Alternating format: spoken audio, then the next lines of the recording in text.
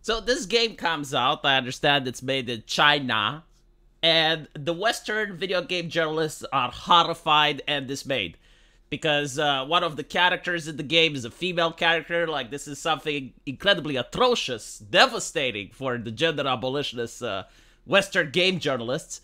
But it's also because it goes against the slop that they're trying to create, right? Like, AAA slop is the Forspoken shit, it's the Suicide Squad garbage, and it just doesn't sell. So when someone else from the market shows, it's like, look, this is how you can actually make a video game in 2024 and people will buy it, it goes against the narratives of the journalists. That again, they're horrified because their narrative is like, well, maybe people aren't interested in buying games anymore.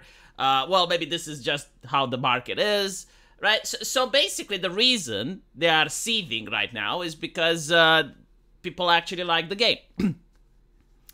I loved reading their articles, by the way. One of them was saying that the game doesn't have enough diversity.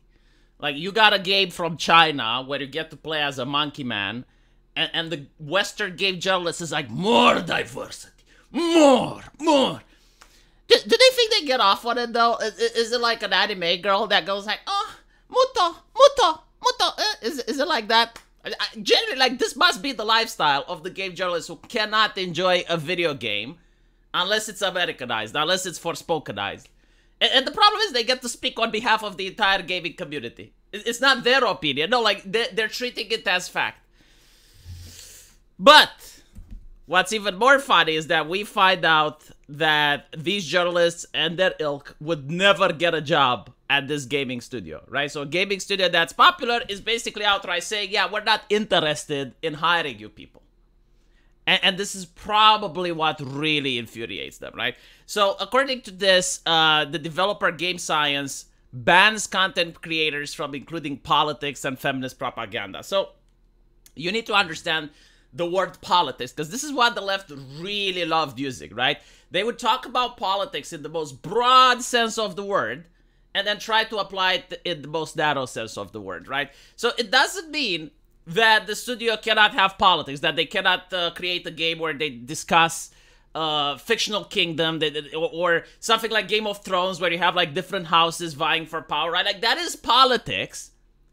But that is not the type of politics that they will ban, because that is like the broad application of the word. The narrow application of the word is to see Wukong say, let's make China great again. Or when you have people that are ideologically possessed with a special brand of politics, and then they're unable to create interesting characters. Like, look at what's happening with Western studios, right? Like, they are brain rotted on their ideological politics, and they cannot create a female character that's vulnerable, a female character that's crying, a female character that experiences normal emotions, you know, like they used to do back in the day, back in Neverwinter Nights, back when you had Baldur's Gate. Like you do had female characters expressing vulnerability in a wide range of emotions.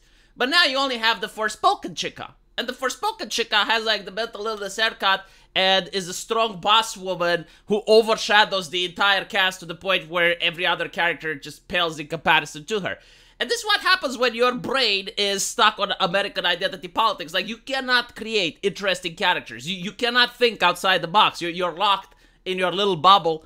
And this is what the game developers are saying. Yeah, we do not want to hire creators like this, because all the games right now in 2024 overwhelmingly are made by people like this, and the market is super saturated with it. People find it boring. People find it lame. So we need to have people that are capable of thinking outside the box and creating interesting stories and also interesting characters. So as you can see here, the other problem was like feminists, right? Now, feminists, again, it's the same use of the word, like using it in the broad sense versus using it in the narrow sense. So the broad sense of the word feminist means like someone that fights for women's rights. Like, this is what most people understand by it, right? So like, they're willing to give a pass. But the narrow sense of the word, like the activists, they're the ones that make hashtag yes all men trending on Twitter, or that all type of sexist rape, you know, like that type of nonsense.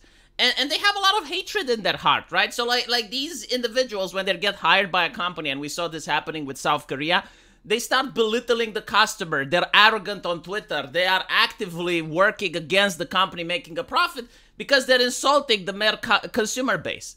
And usually they try to subtly inject their political agenda into the game.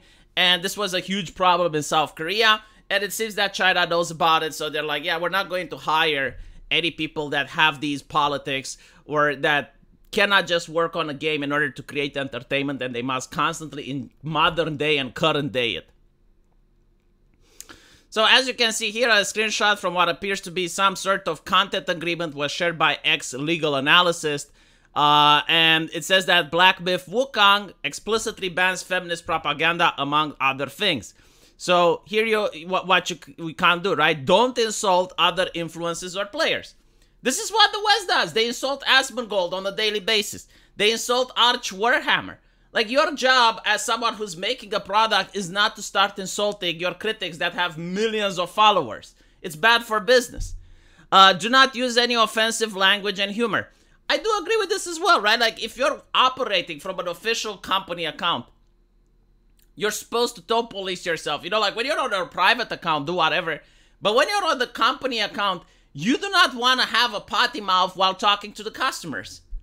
Do not include politics, violence, nudity, feminist propaganda, fetishization, or any other things that instigates negative discourse. I would also point out that pornography is banned in China, so probably this is why they don't like nudity. But again, like I understand, like they want to separate themselves from anything that would cause controversy. Do not use trigger words such as quarantine, isolation, or COVID-19. Do not discuss content related to China's game industry policies, opinions, news. Right? So, like, the game journalists are freaking out over this when you just have a company that's operating the same way most companies operated in the 90s, in the early 2000s, in the early 2010s. And the mindset was like, we're here to create a product. We're here to create entertainment. Our community is going to be around the product and entertainment. Of course, people have their own politics, views, and preferences, but they can do it outside of our community. Like, there are other communities out there where you can do that, but like here, we're not going to discuss the American presidential elections. We're going to discuss Wukong.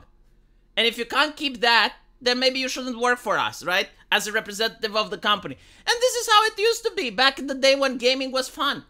Because you had like various people from all walks of life and you had no idea what politics they're having or what opinions they're supporting. And you could just be friends with them. And the game was like the common denominator that brought everyone together. So yeah, no, it's surprising to see that China actually knows what to do in this situation and they know how to behave. And I do hope that the West has a lot to learn from them. Although the word learning isn't really accurate here because they knew how to do this. Like the West is the one that created the gaming industry. And they just lost their way. Hopefully, they will be able to find it again. Let me know what you guys think, though. And as usual, I will see you in the comment section. Take care.